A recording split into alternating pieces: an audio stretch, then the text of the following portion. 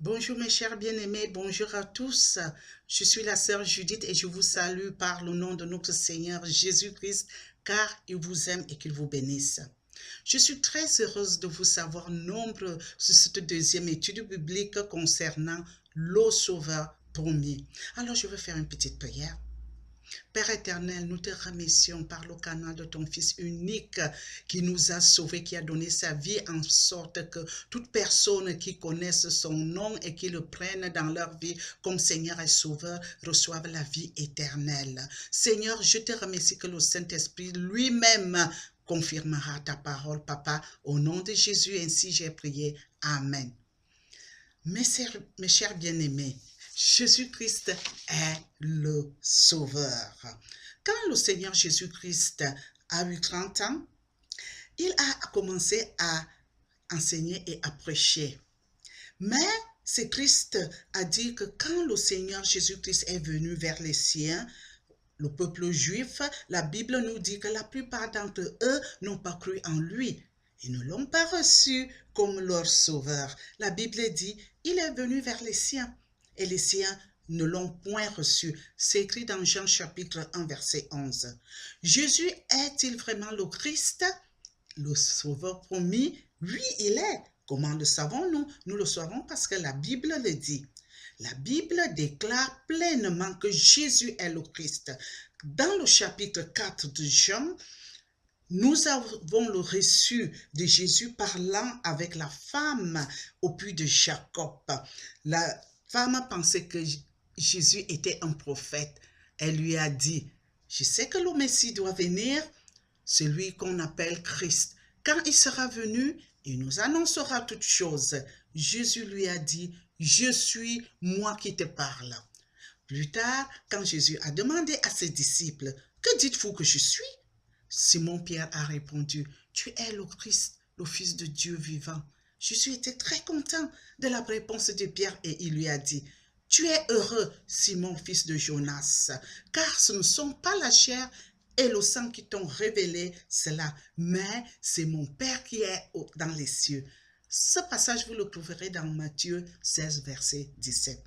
Regardons maintenant dans la parole de Dieu et voyons comment Jésus a accompli les prophéties concernant le Sauveur promis. Ces prophéties avaient été écrites plusieurs centaines d'années avant que le Christ ne soit né. Et vous le verrez que ça sera dans l'Ancien Testament comme prophétie et dans l'accomplissement sur le Nouveau Testament. Vous le lirez, je vais vous donner tout simplement des passages.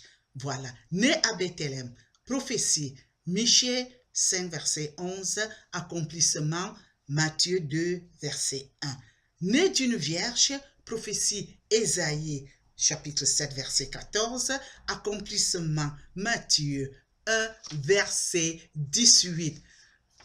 Les mains et les pieds percés, prophétie, Psaume 22, verset 17, accomplissement, Luc 23, verset 33. Il a porté nos péchés, prophétie, Ésaïe 53, verset 6, accomplissement, 1 Pierre 2, verset 24. Abandonné de Dieu, prophétie, Psaume 22, verset 2, accomplissement, Matthieu 27, verset 46. Les soldats se sont partagés de ses vêtements, prophétie, Psaume 22, verset 19, accomplissement, Marc 15, verset 24. Aucun os brisé, prophétie, Psaume 34, verset 21, accomplissement, Jean 19, verset 33.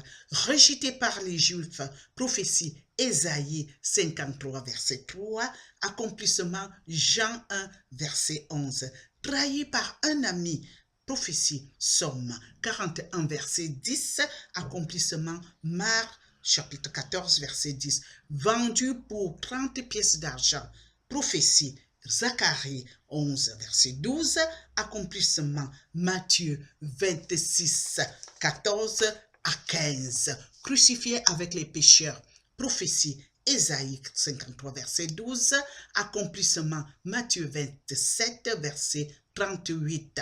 Sa résurrection, prophétie, Psaume 16, verset 10, accomplissement, Matthieu 28, verset 5 à 6.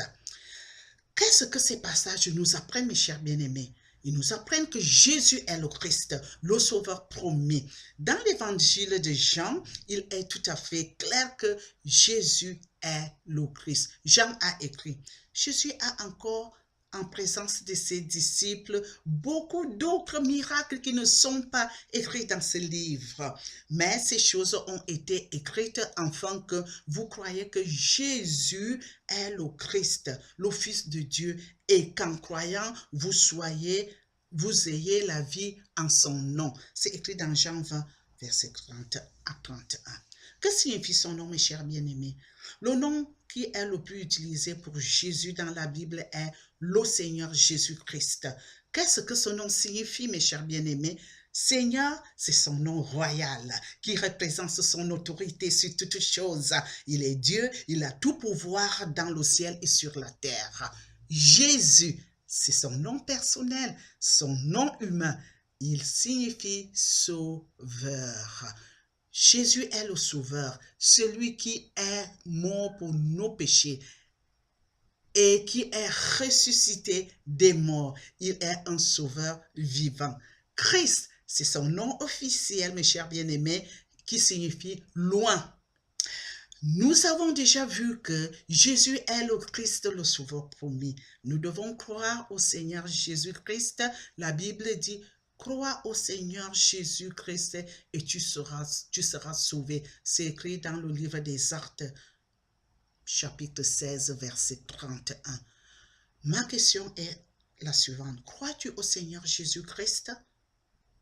Je vous remercie, mes chers bien-aimés, d'avoir suivi cette étude biblique. La prochaine édition sera celle qui vous permettra de prendre Jésus-Christ dans votre vie et vous serez sauvés et vous aurez la vie éternelle. Soyez bénis. Merci.